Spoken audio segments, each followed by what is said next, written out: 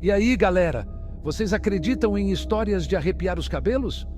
Porque o Brasil, com toda a sua beleza, também tem um lado obscuro cheio de mistérios sinistros. E hoje vamos mergulhar de cabeça nesse lado macabro. Preparem-se para conhecer 5 casos assustadores, daqueles que te fazem dormir de luz acesa. Se você está preparado, já deixa o like no vídeo, se inscreve no canal e vem comigo. Recife, a Veneza brasileira, guarda um segredo terrível no número 44 da Rua Aurora. Uma casa antiga, imponente, mas que emana uma energia pesada, sabe? Quem passa por lá sente um frio na espinha, um aperto no peito. Numa noite abafada de 1973, vizinhos foram acordados por gritos de gelar o sangue vindos de dentro da casa.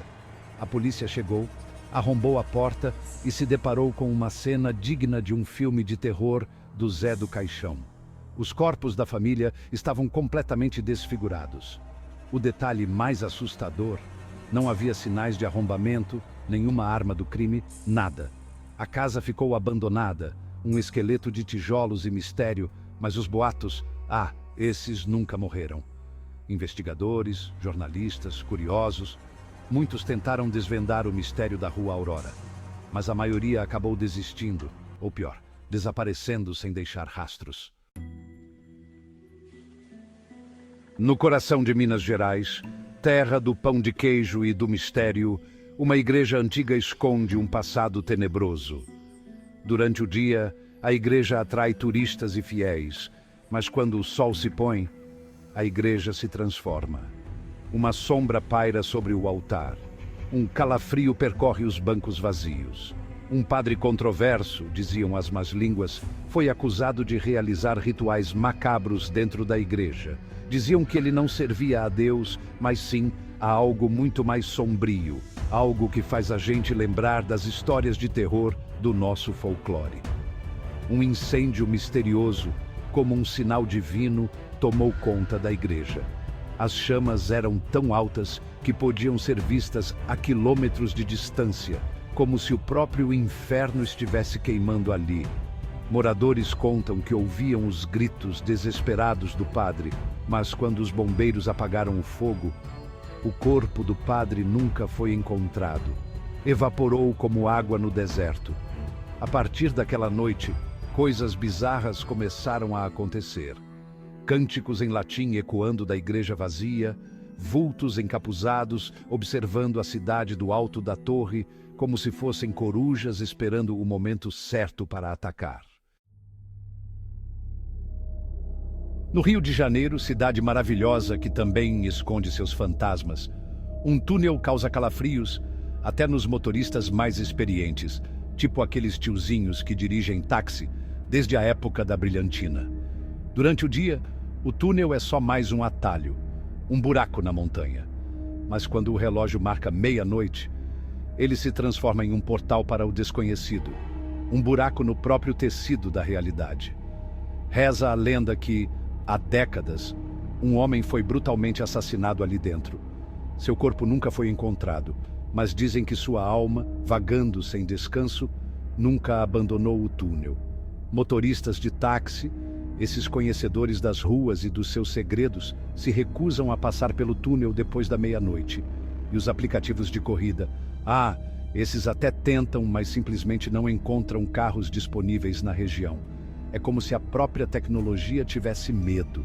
São inúmeros os relatos de eventos inexplicáveis. Pessoas juram ter visto um homem ensanguentado parado no meio da pista, mas ao se aproximarem, ele desaparece como um fantasma que se esconde na névoa. Outros contam que, ao atravessar o túnel, o rádio do carro começa a transmitir vozes sussurrantes, chamando seus nomes, convidando-os para o lado de lá. Investigadores paranormais, cheios de coragem e equipamentos, tentaram desvendar o mistério do túnel, mas acabaram desistindo após serem vítimas de acidentes inexplicáveis. O túnel da meia-noite continua sendo um mistério, uma mancha escura no mapa do Rio de Janeiro, um desafio para os corajosos e um pesadelo para os medrosos. E você, Teria coragem de atravessá-lo?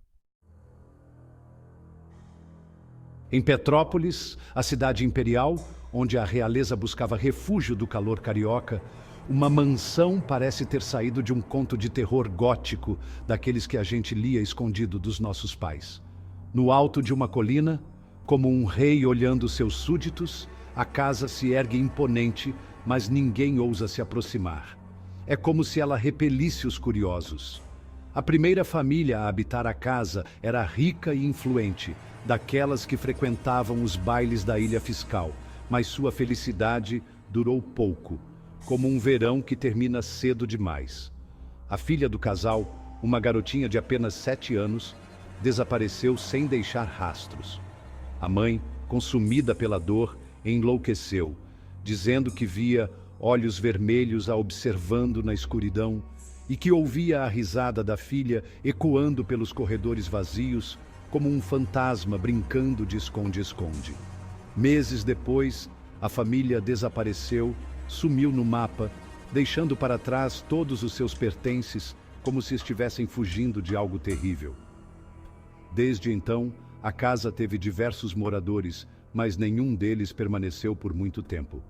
Era como se a casa os rejeitasse.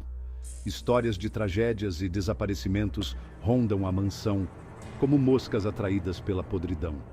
A mansão de Petrópolis continua lá, desafiando o tempo e a lógica, um lembrete assustador de que alguns mistérios são melhor não serem desvendados, como uma caixa fechada que guarda segredos ancestrais.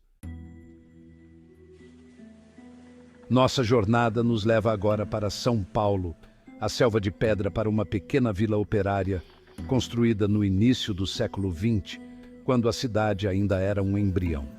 A vila, com suas casinhas geminadas e ruas estreitas, já foi sinônimo de prosperidade, um formigueiro humano cheio de vida e esperança. Mas hoje está abandonada, tomada pela vegetação, como se a natureza estivesse recuperando o que lhe foi tirado. Um silêncio perturbador paira no ar, como se até os pássaros tivessem medo de cantar ali. Na década de 1960, uma série de eventos trágicos, como uma maldição cigana, assolou a vila. Tudo começou com um surto de uma doença misteriosa que acometeu os moradores. Dezenas de pessoas, a maioria crianças, morreram sem que os médicos conseguissem descobrir a causa. Era como se a própria morte estivesse colhendo suas almas. O pânico se instaurou na vila, mais contagioso que a própria doença. As pessoas abandonavam suas casas às pressas, deixando para trás móveis, roupas, brinquedos, tudo. Era como se estivessem fugindo do diabo em figura de gente. Em pouco tempo, a vila se tornou uma cidade fantasma, um cenário de filme de terror. Anos depois, um grupo de jovens, movidos pela curiosidade e pela adrenalina, invadiu a vila em busca de aventura, mas apenas um deles retornou, completamente traumatizado, o olhar vazio e a alma ferida.